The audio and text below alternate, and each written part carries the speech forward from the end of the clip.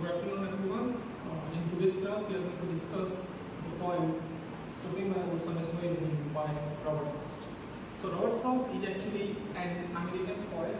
Also, he has got the name of Poet Laureate of Hollywood.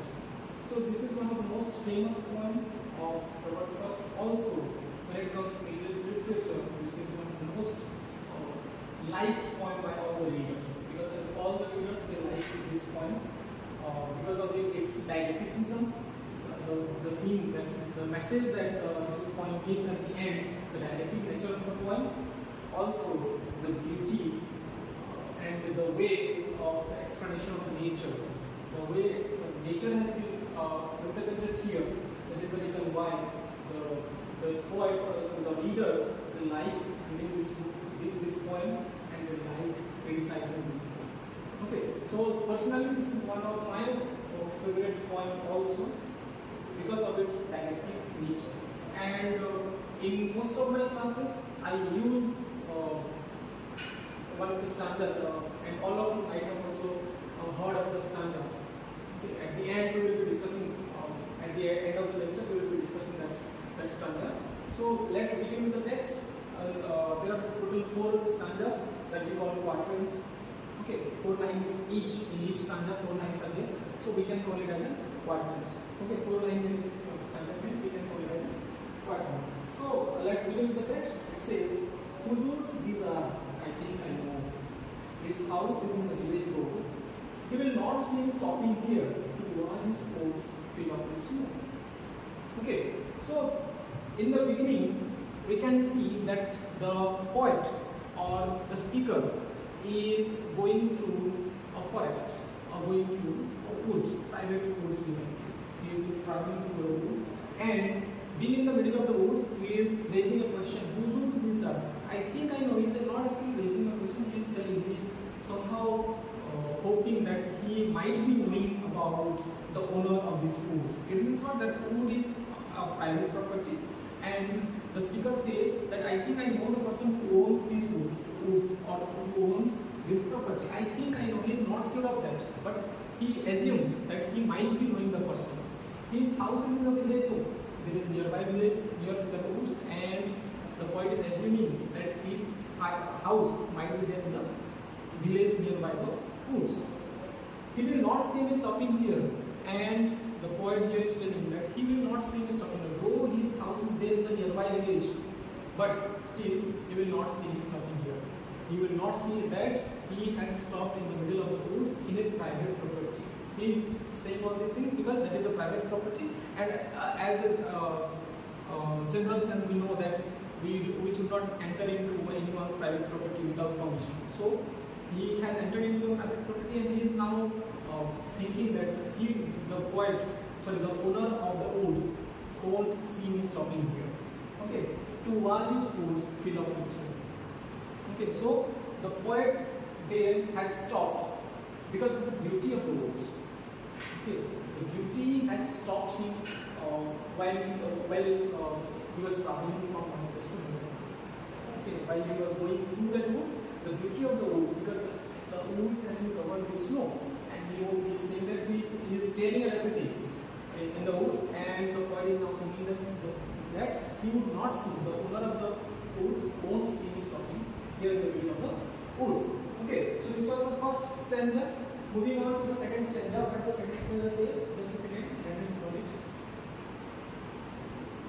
Okay, the second stanza says, "My little horse must think it fair to stop without a farmer's near, between the woods and the frozen lake, the darkest evening of the day." Okay, so now we get to know that he is traveling on a horse. Okay, he is traveling on a horse.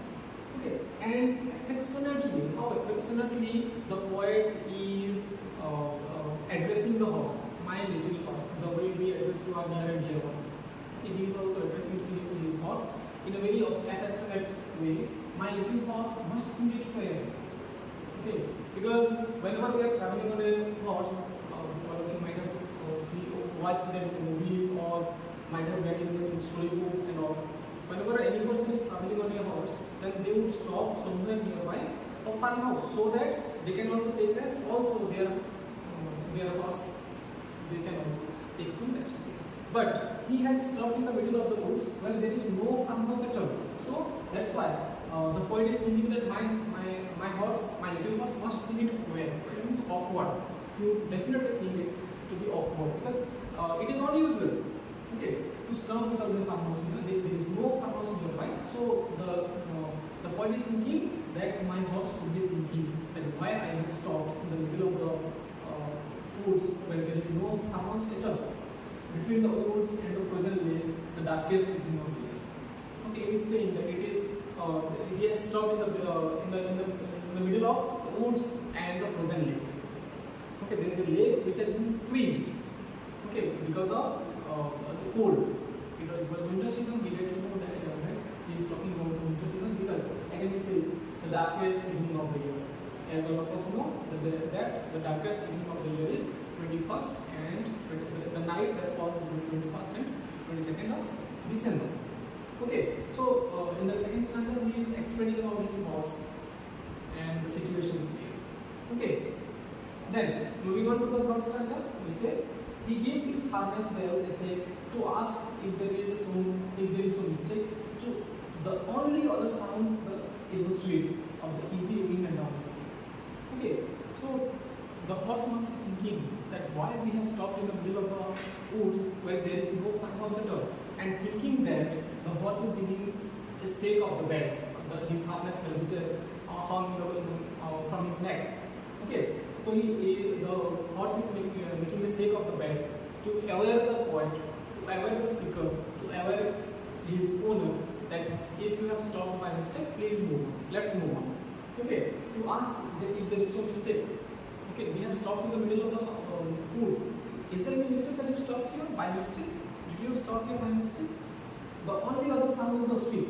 There is the sound of the harness bell, and other than that sound, there is other sound. And other sounds are what are the other sounds? Of the easy wind and downy flakes. Easy wind. Okay, the wind is flowing there, and downy flakes. The flakes are falling down. The snow falls. Okay, that is making the sound, and these are the three only sounds that is audible there in that darkest evening of the year. Okay, so this was the second and third stanza. Then let's now move to the the fourth and the final stanza, which is personally my favorite stanza. Okay, which I love the most. Okay, so this is the fourth and the final one.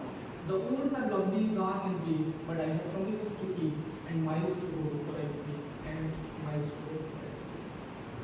Okay, so what is it saying? The woods are lovely, dark and deep. Okay, he is now here explaining about the woods. That the woods are very lovely. It is also very dark, also very deep. Okay, but I have promises to give, but I have a lot of things to do. I have a lot of promises made to be completed, and miles to go before I sleep, and miles to go before I sleep. Okay, and I have to complete all those promises that I have done in my life. I have to fulfill all those things. Okay, so this is talking about the woods. Let's now find out the metaphorical meaning of this stanza. Okay, this is the literal meaning that the woods are lovely, dark and deep. Let's now find out the metaphorical meaning. If I would perceive in my own way, I would perceive it this way: that the woods here are actually life. The woods here represents life. Because our life is also very lovely. Sometimes you also love your life a lot. You love your lifestyle a lot. It is very dark because there are a lot of sadness in our life. It is for everyone. It is for the general and general people, common people. Everyone faces. There is happiness. Also, there is sadness in our life. Okay, and it is also very deep. The life is also very deep because the depth of the life we do not know. The more you explore your life, the more you explore your events in your life, the more you will get to know that you don't know much, the more you have to know more. Okay, so that's what it is representing. Okay, but I have promises to keep, and we all have made a promise in our life, which we have to complete, and miles to go before I sleep. It means what? Which we have to fulfill that before the death. Sleep here, I can perceive in my own way that sleep here means death. Okay, so before my death, I have to do a lot of works. I have to make, like some of you might be thinking that I have to make myself proud. Okay, you have to do something for your parents and all, and I want to make my parents proud of whatever I am doing. Okay, so these way we can perceive only. Okay, so this was the point. Stopping by Ocean by Robert Frost, which is one of my favorite points, and personally because of the last standard, which is the old standard data and drift, but I have promises to keep and miles to go for SF and miles to go for SF. Okay, so I hope this was clear for all of you. I hope this was easy. The point, the language is also very easy. Just you have to put some effort in understanding it. Just a little of it, not much you require to understand this point. This is very easy to understand. So I hope this point was very clear to all of you. I hope it was understandable, and I hope you will understand it and you will write it. Okay, thank you.